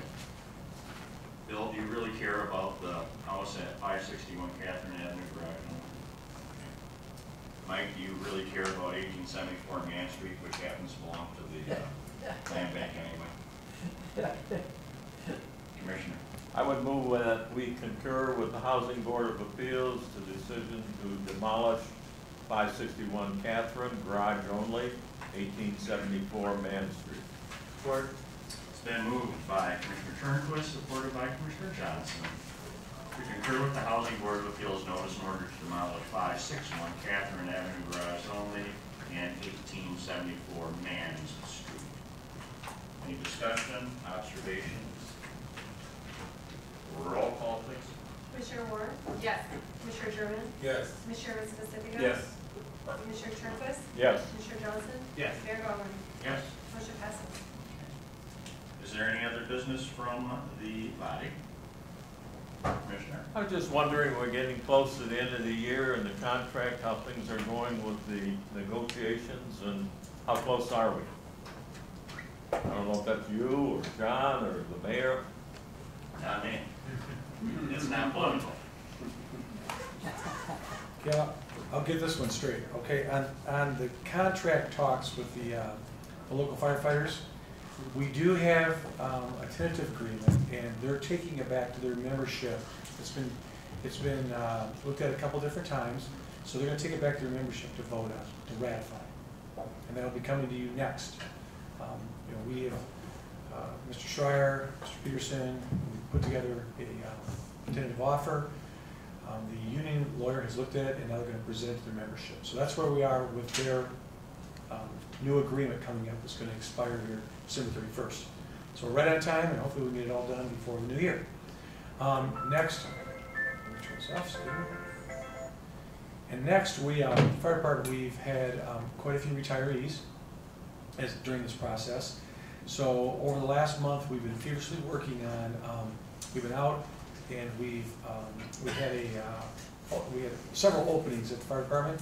So we advertised to hire firefighters, and we had about 46 applicants, very well qualified with firefighter 1 and 2, either medical first response certificates or EMT or paramedic licenses. They all were at that level. And so we have spent the last month interviewing those people, and now we're down to about a little less than 30 candidates for our openings. We're going to finish what we call our oral interviews Friday. And after Friday, we're going to be able to start offering some conditional offers to some of our candidates to fill the openings. We feel we have somewhere around, I'd say, 10 to 13 openings. So we have a lot of work ahead of us, but I think we're right on task for that. And I'll tell you, the pool of applicants I was more than impressed with, so that's good news. We also this month hired a deputy director. His name is Jay Paulson. He was currently working for our inspections department, safe build upstairs. He was doing all our dangerous buildings, and Mr. Paulson's background was he had a storied career in public safety, and he retired as the fire marshal from Grand Haven. So he has now been given an offer to be our deputy director, and he'll be starting next week. So we have a deputy director on board. We are going to probably have somewhere in the next few months, I'd say somewhere between 6 and maybe 12 new firefighters who are very qualified. So they'll be in what we call our training program here at Muskegon. And we'll have a contract signed, and we'll be going to our next step of getting our fire department up and running. And we believe we'll have somewhere between about, I'd say, in the next 6 months, about 8 to 9 on each shift. With our deputy director, we'll have a new fire marshal, because our fire marshal is also retiring. We have someone selected for the fire marshal position. There'll be quite a few promotions inside the department for lieutenant and battalion chief. And to me, it's kind of looking like a new fire department, if that would be an appropriate observation. Any questions on that? So would we optimistic that we will have this contract before us at our December 11th meeting? As of today. Okay, excellent, good to hear. I'm very optimistic. Thank you. Is there any other business to come before the body? If not, I would take public comment. I believe there's an individual out there by the name of Mike that would like to come up.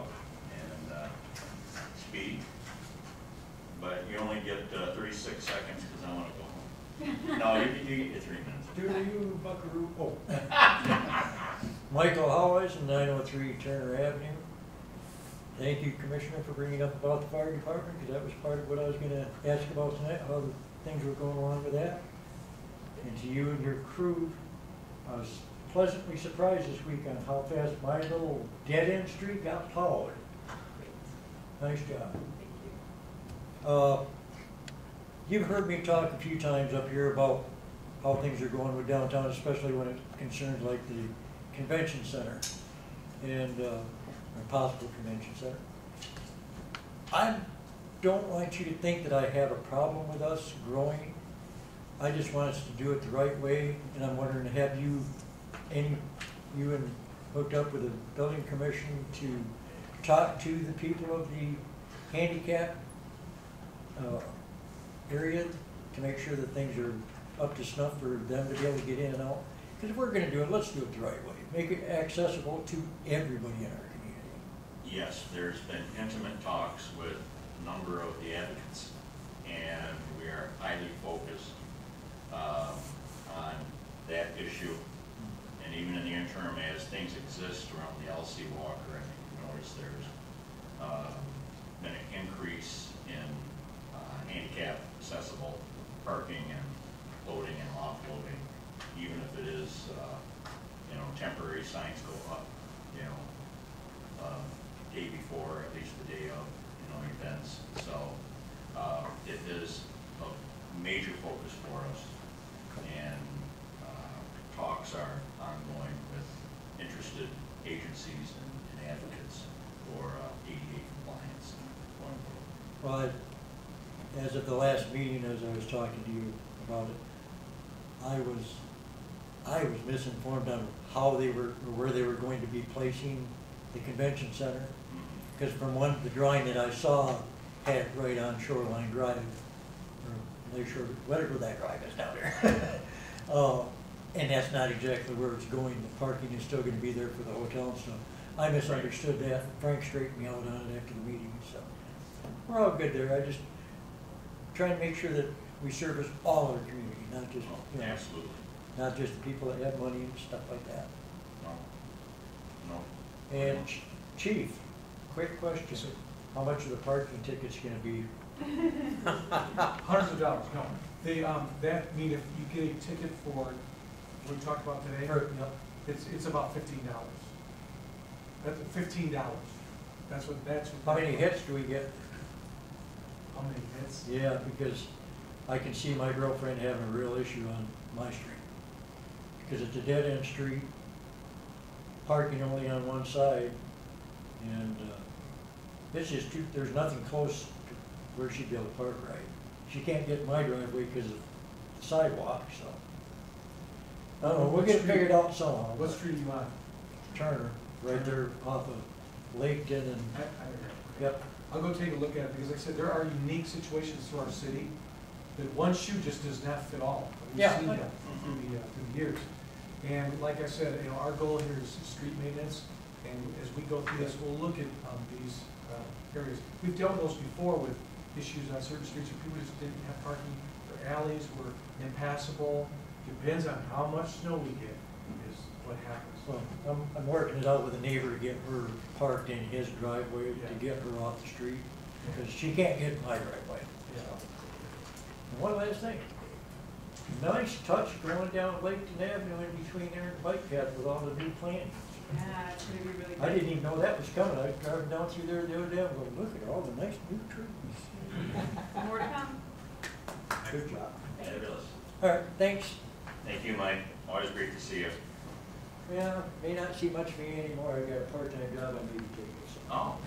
Congratulations. Well, got to pay for that truck somehow that I had why they don't wasn't ready for work. Bill, did you want to chew me out about anything? No. You still love me? No. Never did. Thanks. If there's nothing else, anybody want to make a motion to adjourn? Move to adjourn. Support. It has been moved by Prince Muskegon, and then Johnson down there at the other end said he supported it. All in favor? Aye. Any opposed? I didn't think so. Good night, all.